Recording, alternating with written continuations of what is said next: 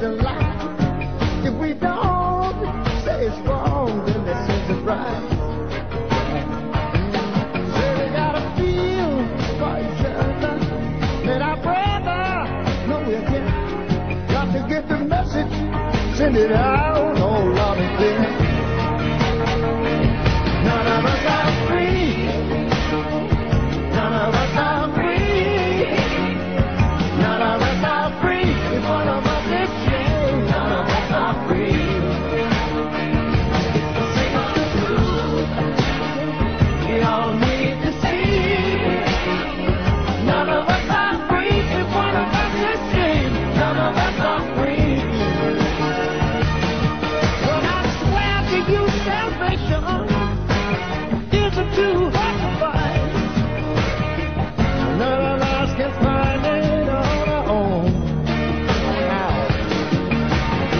We got to join together, spirit, heart, and mind. For every soul who's suffering knows they are not alone. And top of the morning, top of the week, this is We Ourselves. I'm Ambrose Eileen Sr. And of course, that was none other than Ray Charles. Two great minds, inquiring minds, scientific minds,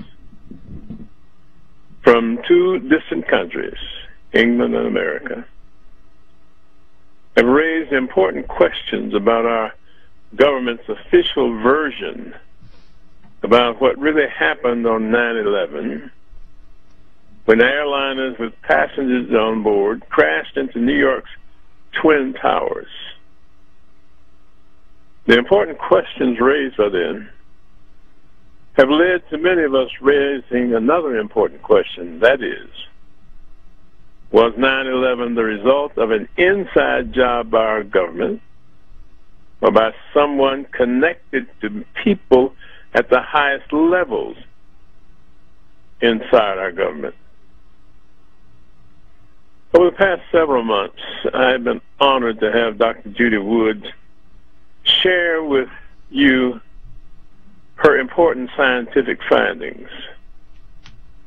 Today, she's joined by that man from England, Andrew Johnson. And they're both in our studios to share his views as well.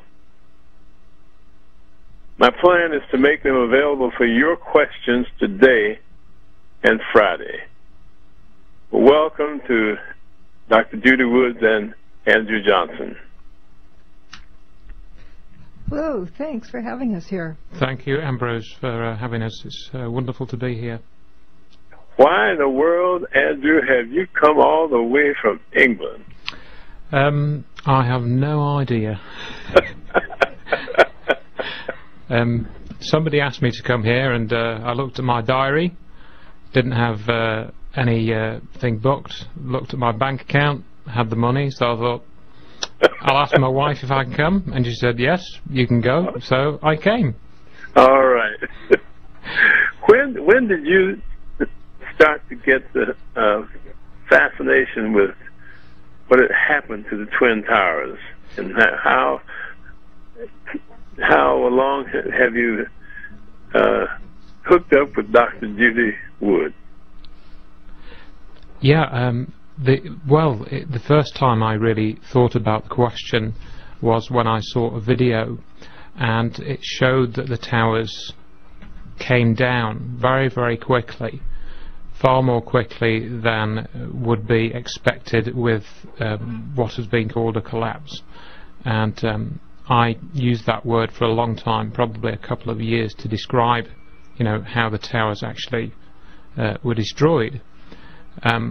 But then I think it was in about September 2006, that sort of time, I was hearing about Dr. Judy Wood's research, and then of course, as we know, and she'd been on We Ourselves I think 6 times now, she published this research that she'd been doing, which showed that it didn't actually look like a collapse when you study the pictures in depth and look at all the other evidence associated with the videos that nearly everyone has seen at some point.